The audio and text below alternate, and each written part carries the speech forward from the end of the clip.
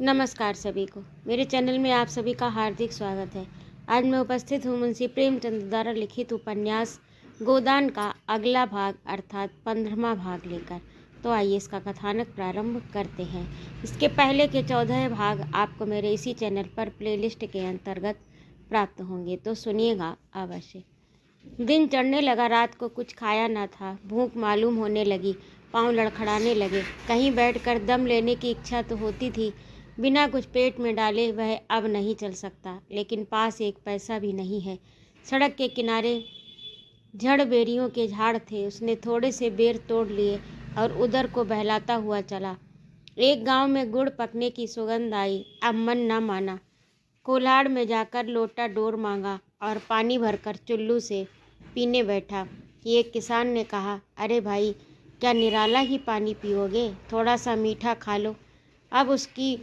अब की और चला ले कोल्हू और बना ले खाड़। अगले साल तक मिल तैयार हो जाएगी। सारी ऊख खड़ी बिक जाएगी। गुड़ और खाड़ के भाव चीनी मिलेगी तो हमारा गुड़ कौन लेगा? उसने एक कटोरे में गुड़ की कई पिंडियाँ लाकर दी। गोबर ने गुड़ खाया, पानी पिया। तमाकू तो पीते होगे? गोबर ने बहाना बना किया, अभी चिलम नहीं पीता।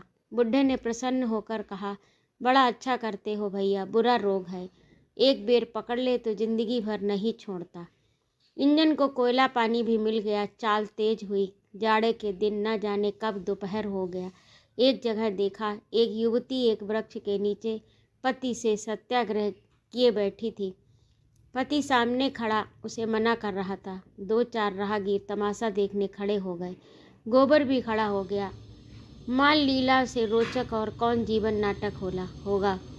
युवती ने पति की ओर घूर कर कहा, मैं न जाऊंगी, न जाऊंगी, न जाऊंगी।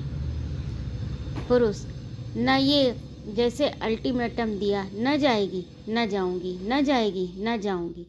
पुरुष ने उसके केस पकड़कर घसीटना शुरू किया। युवती भूमि पर लौट गई।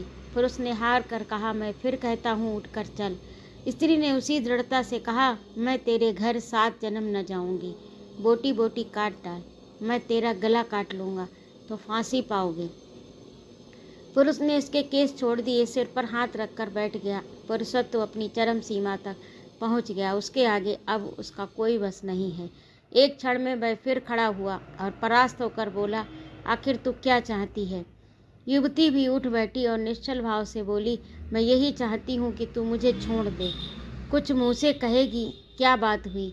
तेरे भाई बाप को कोई क्यों गाली दे?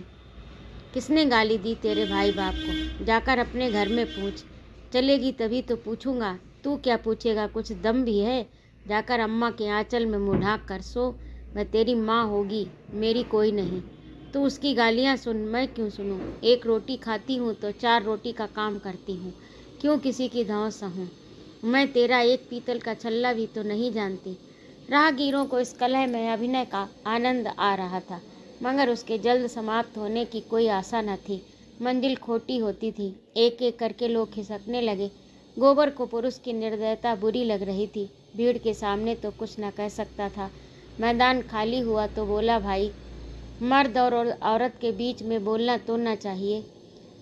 भाई, मर्द और औरत के बीच में बोलना तो ना चाहिए, मगर इतनी बेदर्दी भी अच्छी नहीं होती। पुरुष ने कौड़ी की सी आंखें निकाल कर कहा, तुम कौन हो? गोबर ने संग भाव से कहा, मैं कोई हूँ, लेकिन अनुचित बात देखकर सभी को बुरा लगता है। पुरुष ने सिर हिलाकर कहा, मालूम होता है अभी मेरिया नहीं आई, तभी इतना दर्द है। मेरिया आएगी तो भी उसके झोंटे पकड़ कर न खींचूंगा।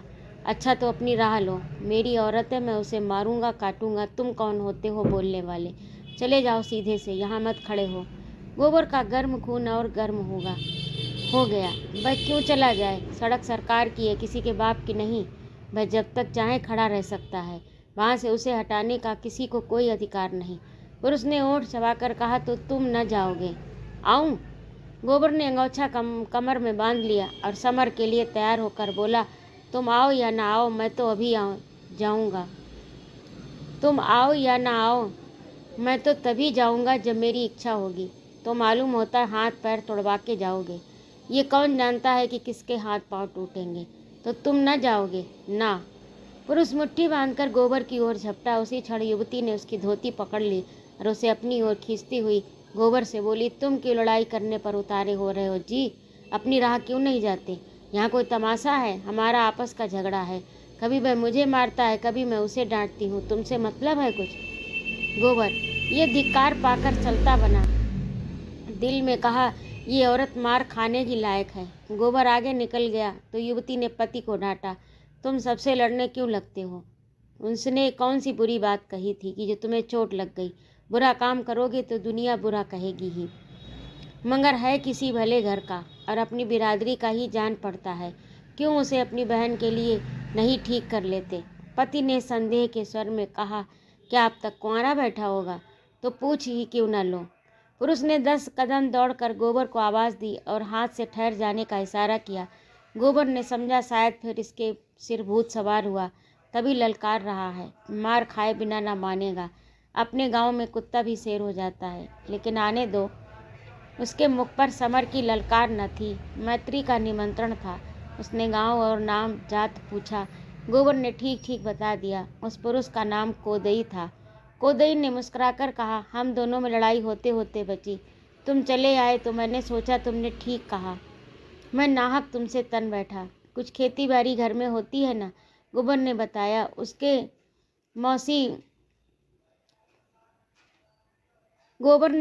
उसके 5 बीघे खेत हैं और 1 हल की खेती होती है। मैंने तुम्हें जो बड़ा भला बुरा कहा है उसकी माफ़ी दे दो भाई। क्रोध में आदमी अंधा हो जाता है। औरत गुण सहूर में लक्ष्मी है, मुदा कभी कभी न जाने कौन सा भूत इस पर सवार हो जाता है। अब तुम ही बताओ, माता पर मेरा क्या बस है? जन्म तो उन्हीं ने दिया है, पाला पोसा तो उन्हीं ने है। जब कोई बात होगी तो मैं जो कुछ कहूँगा लुगाई ही से कहूँगा।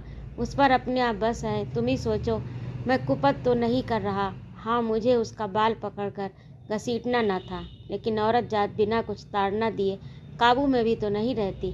चाहती है माँ से अलग हो जाऊँ। तुम ही सोचो कैसे अलग हो जाऊँ? किससे अलग हो जाऊँ? अपनी माँ से जिसने जन्म दिया। यह मुझसे ना होगा, औरत रहे या जाए। गोबर को भी अपनी राय बदलनी पड़ी। बोला, माता का आदर तो सबका धर्म है भाई। माता का आदर करना तो सबका धर्म है भाई। माता से कौन ऊरीन हो सकता है? कोदई ने उसे अपने घर चलने का न्योता दिया। आज वह किसी तरह लखनऊ नहीं पहुंच सकता। कोस 2 कोस जाते जाते सांझ हो जाएगी। रात को कहीं न कहीं टिकना ही पड़ेगा। गोबर ने विनोद किया, लुगाई मान गई। न मानेगी तो क्या करेगी? मुझे तो उसने ऐसी फटकार बताई कि मैं लजा गया। वह खुद पछता रही है। चलो जरा माता जी को समझा देना। मुझसे तो कुछ कहते नहीं बनता। उन्हें भी सोचना चाहिए कि बहू के बाप भाई को गाली क्यों देती है। हमारी ही भी बहन है। 4 दिन में उसकी सगाई हो जाएगी। उसकी सास हमें गालियां देगी तो तुम उससे सुना ना जाएगा। सब दोष लुगाई ही का नहीं है, माता का भी दोष है। जब हर बात में वह अपनी बेटी का पक्ष करेगी तो हमें बुरा लगेगा ही। इसमें इतनी बात अच्छी है कि घर से रूठ कर चली जाए पर गाली का जवाब गाली से नहीं देती। गोबर को रात के लिए ठिकाना चाहिए था ही। कोदई के साथ हो लिया। दोनों फिर उसी जगह आए जहाँ युवती बैठी हुई थी। अब वह गृहिणी बन गई थी। जरा सा घूंघट निकाल लिया, लजाने लगी। कोदई ने मुस्कुराकर कहा, ये तो आते ही न थे। कहते थे ऐसी डांट सुनने के बाद उनके घर कैसे जाएं। युवती ने घूंघट की आड़ से गोबर को देखकर कहा, इतनी ही डांट में डर गए। लुगाई आ जाएगी तब कहाँ भागोगे? गांव समीप ही था। गांव क्या था, पुरवा था 10-12 घरों का, जिसमें आधे खपरेल के थे, आधे फूस के। कोदई ने अपने घर पहुंचकर खाट निकाली, उस पर एक दरी डाल दी। शरबत बनाने को कहे वह चिलम भर लाया। एक क्षण में वही युवती लोटे में शरबत लेकर आई। गोबर को पानी का एक छींटा मारकर मानो क्षमा मांग ली। वह अब उसका नंदोई हो रहा था। फिर क्यों नाभि से छेड़छाड़ शुरू कर दे। गोबर अंधेरे की मुँह उठा और कोदई से विदा मांगी। सबको मालूम हो गया था कि उसका विवाह हो चुका है, इसीलिए उससे कोई विवाह संबंधी चर्चा नहीं की। उसके शील स्वभाव ने सारे घर को मुग्ध कर लिया था। कोदई की माता को तो उसने ऐसे मीठे शब्दों में और उसके मात्र पद की रक्षा करते हुए ऐसा उपदेश दिया कि उसने प्रसन्न होकर आशीर्वाद दिया था, तुम बड़ी हो माता जी, पूज्य हो। पुत्र माता के ऋण से 100 जन्म लेकर भी उऋण नहीं हो सकता, 1,00,000 जन्म लेकर भी उऋण नहीं हो सकता, करोड़ जन्म लेकर भी नहीं। बुढ़िया इस संख्यातीत श्रद्धा पर गदगद हो गई। इसके बाद गोबर ने जो कुछ कहा उससे बुढ़िया को अपना मंगल ही दिखाई दिया। वैद्य एक बार रोगी को चंगा कर दे, रोगी उसके हाथों विष भी खुशी से पी लेगा। अब जैसे आज ही बहू घर से रूठ कर चली गई तो किसकी हेठी हुई, बहू को कौन जानता है, किसकी लड़की है किसकी नातिन है कौन जानता है। संभव है उसका बाप घसियारा ही रहा हो। बुढ़िया ने निश्चयात्मक भाव से कहा, घसियारा तो है ही बेटा, पक्का घसियारा। सवेरे उसका मुंह देख लो तो दिन भर पानी ना मिले। गोबर बोला, तो ऐसे आदमी की क्या हंसी हो सकती है? हंसी हुई तुम्हारी और तुम्हारे आदमी की, जिसने पूछा यही पूछा किसकी बहू है। फिर वह अभी लड़की है, अबोध अल्हड़ नीच माता पिता की लड़की है, अच्छी कहाँ से बन जाए। तुमको तो बूढ़े तोते को राम राम पढ़ाना पड़ेगा, मारने से तो वह पढ़ेगा नहीं, उसे तो सहज स्नेह से ही पढ़ाया जा सकता है। ताड़ना भी दो लेकिन मुँह से मत लगो, लेकिन उसके मुँह मत लगो, उसका तो कुछ नहीं बिगड़ता, तुम्हारा अपमान होता है। जब गोबर चलने लगा तो बुढ़िया ने खांड और सत्तू मिलाकर उसे खाने को दिया। गांव के और भी कई आदमी मजूरी की टोह में शहर जा रहे थे। बातचीत में रास्ता कट गया। 9 बजते बजते सब लोग अमीनाबाद के बाजार में जा पहुँचे। गोबर हैरान था, इतने आदमी नगर में कहाँ से आ गए। आदमी पर आदमी गिरा पड़ता था। उस दिन बाजार में 400-500 मजदूरों से कम न थे। राज, बढ़ई, लोहार, बेलदार, खाट बुनने वाले, टोकरी ढोने वाले, संगत राज सभी जमा थे। गोबर ये जमघट देखकर निराश हो गया। इतने सारे मजूरों को कहाँ काम मिल जाता है, और उसके हाथ में तो कोई औजार भी नहीं। कोई क्या जानेगा कि वह क्या काम कर सकता है। कोई उसे क्यों रखने लगा, बिना औजार के उसे कौन पूछेगा। धीरे धीरे एक एक करके मजूरों को काम मिलता जा रहा था। कुछ लोग निराश होकर घर लौटे जा रहे थे। अधिकतर वह बूढ़े और निकम्मे बच रहे थे जिनका कोई पुछत्तर न था। और उन्हीं में गोबर भी था, लेकिन अभी आज उनके पास खाने को है कोई गम नहीं। सहसा मिर्जा खुर्शीद ने मजदूरों के बीच में आकर ऊंची आवाज़ से कहा, जिसको 6 आने रोज पर काम करना हो वह मेरे साथ आए। सबको 6 आने मिलेंगे, 5 बजे छुट्टी मिलेगी। 10-5 राजों और बढ़इयों को छोड़कर सब के सब उनके साथ चलने को तैयार हो गए। 400 फटे हालों की एक विशाल सेना सज गई। आगे मिर्जा थे, कंधे पर मोटा सोटा रखे थे, पीछे भूख मरों की लंबी कतार थी जैसे भेड़े हों। एक बूढ़े ने मिर्जा से पूछा, कौन काम करना है? मालिक। मिर्जा साहब ने जो काम बतलाया उस पर सब और भी चकित हो गए। केवल एक कबड्डी खेलना। ये एक ऐसा आदमी है जो कबड्डी खेलने के लिए 6 आना रोज दे रहा है। सनकी तो नहीं है कोई। बहुत धन पाकर आदमी सनक ही जाता है। बहुत पढ़ लेने से भी आदमी पागल हो जाते हैं। कुछ लोगों को संदेह होने लगा, कहीं ये कोई मखौल तो नहीं है। यहाँ से घर पर ले जाकर कह दे कोई काम नहीं तो कौन इसका क्या कर लेगा। वह चाहे कबड्डी खिलाए, चाहे आँख मिचौनी, चाहे गुल्ली डंडा, मजूरी पेशगी दे दे। ऐसे झक्कड़ आदमी का क्या भरोसा। गोबर ने डरते डरते कहा, मालिक हमारे पास कुछ खाने को नहीं है, पैसे मिल जाए तो कुछ लेकर खा लूँ। मिर्जा ने झट 6 आने पैसे उसके हाथ में रख दिए। ललकार कर बोले, मजूरी सबको चलते चलते पेशगी दे दी जाएगी, इसकी चिंता मत करो। मिर्जा साहब ने शहर के बाहर थोड़ी सी ज़मीन ले रखी थी। मजूरों ने जाकर देखा तो एक बड़ा अहाता घिरा हुआ था। उसके अंदर केवल एक छोटी सी फूस की झोपड़ी थी, जिसमें 3-4 कुर्सियाँ थीं, एक मेज, थोड़ी सी किताबें मेज पर रखी हुई थी। झोपड़ी बेलों और लताओं से ढकी हुई बहुत सुंदर लगती थी। अहाते में एक तरफ आम, नींबू और अमरूद के पौधे लगे थे, दूसरी तरफ कुछ फूल। बड़ा हिस्सा परती था। मिर्जा ने सबको कतार में खड़ा करके मजूरी बांट दी। अब किसी को उनके पागलपन में संदेह न रहा। गोबर पैसे पहले ही पा चुका था। मिर्जा ने उसे बुलाकर पौधे सींचने का काम सौंपा। उसे कबड्डी खेलने को ना मिलेगी। मन में ऐंठ कर रह गया, इन बुड्ढों को उठा उठा कर पटकता, लेकिन कोई परवाह नहीं, बहुत कबड्डी खेल चुका, पैसे तो पूरे मिल ही गए। आज युगों के बाद इन जराग्रस्तों को कबड्डी खेलने का सौभाग्य मिला। अधिकतर तो ऐसे थे जिन्हें याद भी ना आता था कि कभी कबड्डी खेली है या नहीं। दिन भर शहर में पिसते थे, पहर रात गए घर पहुंचते थे, जो रूखा सूखा मिल जाता खाकर पड़े रहते। प्रातःकाल वही चरखा शुरू हो जाता। जीवन नीरस निरानंद केवल एक ढर्रा मात्र हो गया था। आज जो ये अवसर मिला तो बूढ़े भी जवान हो गए। अधमरे बूढ़े ठठरियाँ लिए, मुंह में दांत न पेट में आत, जांग के ऊपर धोतियाँ तहमा चढ़ाए, सब ताल ठोक ठोक कर उछल रहे थे, मानो उन बूढ़ी हड्डियों में जवानी धस पड़ी हो। चटपट पाली बन गई, दो नायक बन गए, गुइयों का चुनाव होने लगा।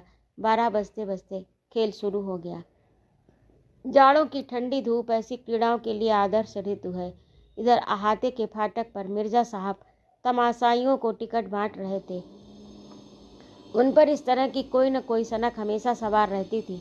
अमीरों से पैसा लेकर गरीबों को बांट देना, इस बूढ़ी कबड्डी का विज्ञापन कई दिनों से हो रहा था। बड़े बड़े पोस्टर चिपकाए गए, नोटिस बांटे गए। ये खेल अपने ढंग का निराला होगा, बिल्कुल अभूतपूर्व। भारत के बूढ़े आज भी कैसे पोढ़े हैं, जिन्हें ये देखना हो वे आएँ, अपनी आंखें तृप्त कर लें। जिसने ये तमाशा न देखा वह पछताएगा, ऐसा सुअवसर फिर न मिलेगा। टिकट 10 रुपये से लेकर 2 आने तक के थे। 3 बजते बजते सारा अहाता भर गया। मोटरों और फिटनों का तांता लगा था। 2000 से कम की भीड़ न थी। रईसों के लिए कुर्सियां और बेंचों का इंतजाम था। साधारण जनता के लिए साफ सुथरी जमीन। मिस मालती, मेहता, खन्ना, तंखा, राय साहब सभी विराजमान थे। खेल शुरू हुआ तो मिर्जा ने मेहता से कहा, आइए डॉक्टर साहब, ऐसा एक गोई हमारी और आपकी भी हो जाए। मिस मालती बोली, फिलासफर का जोड़ फिलासफर से ही हो सकता है। मिर्जा ने मूँछों पर ताव देकर कहा, तो क्या आप समझती हैं कि मैं फिलासफर नहीं हूँ? मेरे पास पुछल्ला नहीं है, लेकिन हूँ मैं फिलासफर। आप मेरा इम्तहान ले सकते हैं मेहता जी। मालती ने पूछा, अच्छा बताइए, आप आइडियलिस्ट हैं या मेटीरियलिस्ट? मैं दोनों हूँ। यह क्यों कर? बहुत अच्छी तरह। जब जैसा मौका देखा वैसा बन गया। तो आपका अपना कोई निश्चय नहीं है? जिस बात का आज तक कभी निश्चय न हुआ और न कभी होगा, उसका निश्चय मैं भला क्या कर सकता हूँ? जो लोग आंखें फोड़कर किताबें चाटकर जिस नतीजे पर पहुँचते हैं, वहाँ मैं यूं ही पहुँच गया। आप बता सकती हैं किसी फिलासफर ने अकली गद्दे लड़ाने के सिवाय और कुछ किया है? डॉक्टर मेहता ने अचकन के बटन खोलते हुए कहा, तो चलिए हमारी और आपकी हो जाए, और कोई माने या ना माने, मैं आपको फिलासफर मानता हूँ। मिर्जा ने खन्ना से पूछा, आपके लिए भी कोई जोड़ ठीक करूँ? मालती ने पुचारा दिया, हाँ, इन्हें ज़रूर ले जाइए मिस्टर तंखा के साथ। खन्ना झेंपते हुए बोले, जी नहीं, मुझे माफ़ कीजिए। मिर्जा ने राय साहब से पूछा, आपके लिए कोई जोड़ लाऊं? राय साहब बोले, मेरा जोड़ तो ओंकार नाथ का है, मगर वह आज नज़र ही नहीं आते। मिर्जा और मेहता भी नंगी देह केवल जांघिए पहने हुए मैदान में पहुंच गए। एक इधर दूसरा उधर खेल शुरू हो गया। जनता बूढ़े कुलेलों पर हंसती थी, तालियां बजाती थी, गालियां देती थी, ललकारती थी, बाजियां लगाती थी। वाह, जरा इन बूढ़े बाबा को देखो, किस शान से जा रहे हैं, जैसे सबको मार कर ही लौटेंगे। अच्छा, दूसरी तरफ से भी उन्हीं के भाई निकले। दोनों कैसे पैंतरे बदल रहे हैं। इन हड्डियों में अभी बहुत जान है। इन लोगों ने जितना घी खाया है उतना अब हमें पानी भी मैसर नहीं। लोग कहते हैं भारत धनी हो रहा, होता होगा। हम तो यही देखते हैं कि इन बुढ़े जैसे जीवटों के जवान भी आज मुश्किल से निकलेंगे। वह उधर वाले बुढ़े ने इसे दबोच लिया। बेचारा छूट निकलने के लिए कितना जोर मार रहा, मगर अब नहीं जा सकते बच्चा। एक को 3 लिपट गए। इस तरह लोग अपनी दिलचस्पी जाहिर कर रहे थे। उनका सारा ध्यान मैदान की ओर था। खिलाड़ियों के आघात प्रतिघात, उछल कूद, धर पकड़, उनके मरने जीने में सभी तन्मय हो रहे थे। कभी चारों तरफ से कह पड़ते, कभी कोई अन्याय या धांधली देखकर लोग छोड़ दो का शोर मचाते। कुछ लोग तैश में आकर पाली की तरफ दौड़ते, लेकिन जो थोड़े से सज्जन सामियाने में ऊंचे दर्जे के टिकट लेकर बैठे थे, उन्हें इस खेल में विशेष आनंद न मिल रहा था। वे इससे अधिक महत्व की बातें कर रहे थे। खन्ना ने जिंजर का गिलास खाली करके सिगार सुलगाया। राय साहब से बोले, मैंने आपसे कह दिया कि बैंक इससे कम सूद पर किसी तरह राजी नहीं होगा, और ये रियायत भी मैंने आपके साथ की है, क्योंकि आपके साथ घर का मामला है। राय साहब ने मूँछों में मुस्कुराहट को लपेट कर कहा, आपकी नीति में घर वालों को ही उल्टे छुरे से हलाल करना चाहिए। आपकी नीति में घर वालों को ही उल्टे छुरे से हलाल करना चाहिए। ये आप क्या फरमा रहे हैं? ठीक कह रहा हूँ। सूर्य प्रताप सिंह से आपने केवल 7% लिया है। मुझसे 9% मांग रहे हैं। सूर्य प्रताप सिंह से आपने केवल 7% लिया है और मुझसे 9% मांग रहे हैं। उस पर एहसान भी रखते हैं, क्यों ना हो। खन्ना ने कहा मारा। मानो ये कथन हंसने के योग्य था। उन शर्तों पर मैं आपसे भी वही सूद ले लूँगा। हमने उनकी जायदाद रेहन रख ली है और शायद ये जायदाद फिर उनके हाथ ना आएगी। मैं अपनी कोई जायदाद निकाल दूँगा। 9% देने में ये कहीं अच्छा है कि फालतू जायदाद अलग कर दूँ। मेरी जैक्सन रोड वाली कोठी आप निकलवा दें, कमीशन ले लीजिएगा। उस कोठी का सुबीते से निकलना ज़रा मुश्किल है। आप जानते हैं वह जगह बस्ती से कितनी दूर है, मगर खैर देखूँगा। आप उसकी कीमत का क्या अंदाज़ा करते हैं? राय साहब ने 1,25,000 बताए। 15 बीघे ज़मीन भी तो है उसके साथ। खन्ना स्तंभित हो गए। बोले, आप आज के 15 साल पहले का स्वप्न देख रहे हैं राय साहब। आपको मालूम होना चाहिए इधर जायदादों के मूल्य में 50% की कमी हो गई। राय साहब ने बुरा मानकर कहा, जी नहीं, 15 साल पहले उनकी कीमत 1.5 लाख थी। मैं खरीदार की तलाश में रहूँगा, मगर मेरा कमीशन 5% होगा आपसे, औरों से शायद 10% हो। क्यों, क्या करोगे इतने रुपए लेकर? आप जो चाहें दे दीजिएगा। अब तो राजी हुए। शुगर के हिस्से अभी तक आपसे ना खरीदे, अब बहुत थोड़े से हिस्से बच रहे हैं। हाल मलते रह जाइएगा। इंश्योरेंस की पॉलिसी भी आपने ना ली। आप में टाल मटोल की बुरी आदत है। जब अपने लाभ की बातों का इतना टाल मटोल है, तब दूसरों को आप लोगों से क्या लाभ हो सकता है? इसी से कहते हैं रियासत आदमी की अक्ल चढ़ जाती है। मेरा बस चले तो मैं तालुकेदारी की रियासतें जब्त कर लूँ। मिस्टर तनखा मालती पर जाल फेंक रहे थे। मालती ने साफ कह दिया वह इलेक्शन के झमेले में नहीं पड़ना चाहती, पर तनखा इतनी आसानी से हार मानने वाले व्यक्ति न थे। आकर कोहनियों के बल मेज पर टिककर बोले, आप जरा उस मामले पर विचार करें। मैं कहता हूँ ऐसा मौका शायद आपको फिर न मिले। रानी साहब, चंदा को आपके मुकाबले में रुपए में एक आना भी चांस नहीं है। मेरी इच्छा केवल ये है कि काउंसिल में ऐसे लोग जाएं जिन्होंने जीवन में कुछ अनुभव प्राप्त किया है और जनता की कुछ सेवा की है। जिस महिला ने भोग विलास के सिवा को जाना ही नहीं, जिसने जनता को हमेशा अपनी कार का पेट्रोल समझा, जिसकी सबसे मूल्यवान सेवा वे पार्टियां हैं जो वह गवर्नरों और सेक्रेटरियों को दिया करती हैं, उनके लिए इस काउंसिल में स्थान नहीं है। नई काउंसिल में बहुत कुछ अधिकार प्रतिनिधियों के हाथ में होगा और मैं नहीं चाहता कि वह अधिकार अनधिकारियों के हाथ में जाए। मालती ने पीछे छुड़ाने के लिए कहा, लेकिन साहब मेरे पास 10-20 हज़ार इलेक्शन का खर्च करने के लिए कहाँ है? रानी साहब तो 2-4 लाख खर्च कर सकती हैं। मुझे भी साल में 1,500 रुपये उनसे मिल जाते हैं। ये रकम भी हाथ से निकल जाएगी। पहले आप ये बता दें कि आप जाना चाहती हैं या नहीं। जाना तो चाहती हूँ, मगर फ्री पास मिल जाए तो ये मेरा जिम्मा रहा। आपको फ्री पास मिल जाएगा। जी नहीं, क्षमा कीजिए, मैं हार की जिल्लत नहीं उठाना चाहती। जब रानी साहब रुपए की थैलियाँ खोल देंगी और एक एक वोट पर एक एक असरफी चढ़ने लगेगी, तो शायद आप भी उधर वोट देंगे। आपके ख्याल में इलेक्शन महज रुपए से जीता जा सकता है? जी नहीं, व्यक्ति भी एक चीज़ है, लेकिन मैंने केवल एक बार जेल जाने के सिवा और क्या जनसेवा की है? और सच पूछिए तो उस बार भी मैं अपने मतलब से ही गई थी, उसी तरह जैसे राय साहब और खन्ना गए थे। इस नई सभ्यता का आधार धन है। विद्या और सेवा, कुल की जाति सब धन के सामने हेय हैं। कभी कभी इतिहास में ऐसे अवसर आ जाते हैं जब धन को आंदोलन के सामने नीचा देखना पड़ता है, मगर इसे अपवाद समझिए। मैं अपनी ही बात कहती हूँ। कोई गरीब औरत दवाखाने में आ जाती है तो घंटों उससे बोलती तक नहीं, पर कोई महिला कार से घर पर आ गई तो द्वार तक जाकर उसका स्वागत करती हूँ, उसकी ऐसी उपासना करती हूँ मानो साक्षात देवी है। मेरी और रानी साहब का कोई मुकाबला नहीं। जिस तरह के काउंसिल बन रहे हैं उनके लिए रानी साहब ही ज़्यादा उपयुक्त हैं। उधर मैदान में मेहता की टीम कमज़ोर पड़ती जाती थी।